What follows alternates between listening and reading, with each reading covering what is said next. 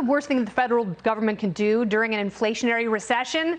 Raise taxes! Good job, guys! That's exactly what reckless Democrats have done, passing the Inflation Reduction Act. That's a comical name. It owes its passage to our tie-splitting vice president who couldn't explain the difference between inflation and inflammation if her cackling existence depended on it. It is a $739 billion monster that the CBO declares will have a negligible effect on our raging inflation. That means it's not going to bring it down. We got into this mess because of overspending idiocy. So what are the dum-dums in the Senate doing? They're spending more money and paying for it by force. The IRS is going to hire 87,000 new agents to come after small businesses and working-class stiffs with a vengeance that would make Lois Lerner join the Tea Party. The IRS will perform 1.2 million new audits every year, and they will throw you in jail if you don't comply because although taxation is theft, they're coming to rob you blind at gunpoint, and somehow that's legal. There will be 14 times more money spent on enforcers than for tax services. You know, the people on the phone who pretend to make nice as they separate you from your hard-earned cash. There are so many thousands of new agents, they won't just target high earners. They'll come after you for sport because they can and they have a mandate. And quotas don't give a rip if you make under 400K. Read my lips, Mr. President. These are new taxes, you liar.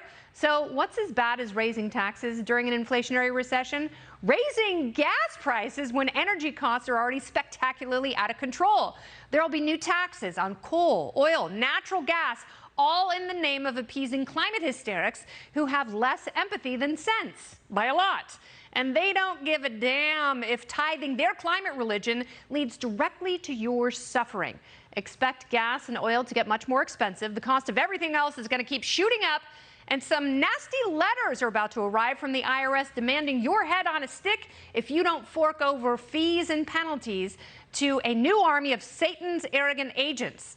I wish I could save you from this fresh hell, but these DC dopes who claim to want to save the economy are sending it straight to hell. And that's the memo. Ka-chow.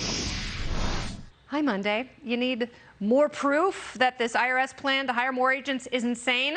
Once the agency staffs up, it will have more employees than the State Department, the FBI, and Border Patrol combined. So why are they still claiming they won't be auditing more people? That's a friggin' lie. Let's get into it with tonight's party panel. We've got Fox News contributor and National Review Institute fellow. It is Douglas Murray. He's joined by Democrat strategist, radio host, and another Fox News contributor, Leslie Marshall, and co-founder of Based Politics and Foundation for Economic Education Policy correspondent, Brad Palumbo is back. All right, well, let's set the record straight. Why should anyone trust that the IRS, Douglas, is only going to go after wealthy Americans when they've got this much manpower and a pretty broad mandate? You know, you're right, Kennedy. You know, the IRS, so far as I know, is the only tax collecting body in the world that has an armed military wing.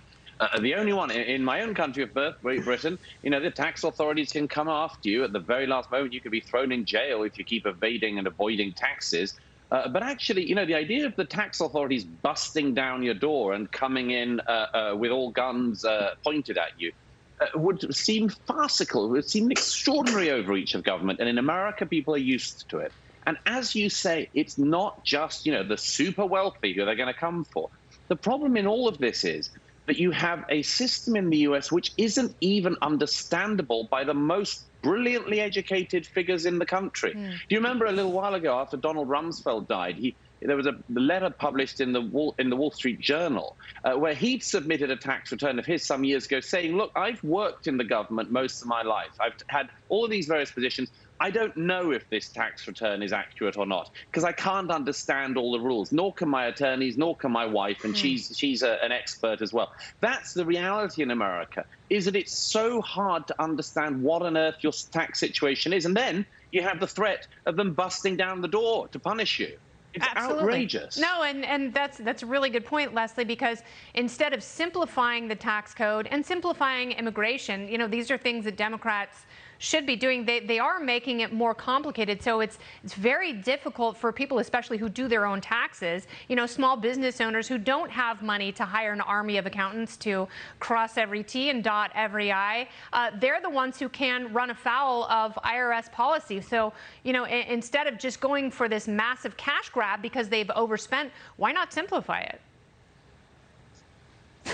I have so much to say on this. Look, any piece of legislation, whether it's my party or another party that passes it, there are usually things I like and things that I don't like. I don't like this aspect of the legislation. I don't like the IRS. I'm being audited right now. Hello, hi, no. Katie. Anyway, and I have to tell you, you know, my husband and I pay a lot of taxes, but they come at you again, and they come at people, and we see the research that has come out that they have come in the past years, especially in 2021, after lower wage earners, which doesn't make any sense, because if you want to get more money for the government, you really should go after the richer people who can hire people to hide their money overseas. And those are the people most likely that are not paying taxes and not claiming all of the money that they have.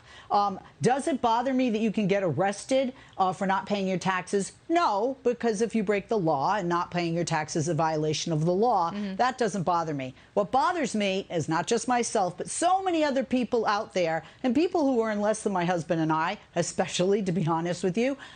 You know, they're auditing people for 2020, and they're asking, how come your income went down? We were in a pandemic, and a lot of people didn't have work, had to shut their businesses down, weren't allowed to operate. The list goes on. There used to be years ago, Kennedy, when I was in Boston, Massachusetts, my home city, a bumper sticker that said meter maids eat their young. I think the IRS do. Yes, absolutely. I would love to abolish the IRS. Unfortunately, Brad, we're not quite there, but you know, here we are talking about the hell that is to come for many lower income earners in this country. What does this have to do with either the climate or with inflation relief? Absolutely nothing. It's all just budget gimmicking. I mean, this plan does basically nothing to address inflation. A bunch of different objective agencies, from the Tax Foundation to the CBO to the Wharton School of Business, have all said it will have minimal impact on inflation. Even Bernie admitted it on the Senate floor. So this is not about actually reducing inflation, but it is about glomming up more of our money to spend and waste and hand out in what's honestly pretty corrupt crony capitalist subsidies to well-connected industries, and the expense for that is going to come from a tax crackdown that will affect low-income people the most. Yes. According to the Joint Committee on Taxation, 90% of the revenue raised will be on people who earn less than $200,000.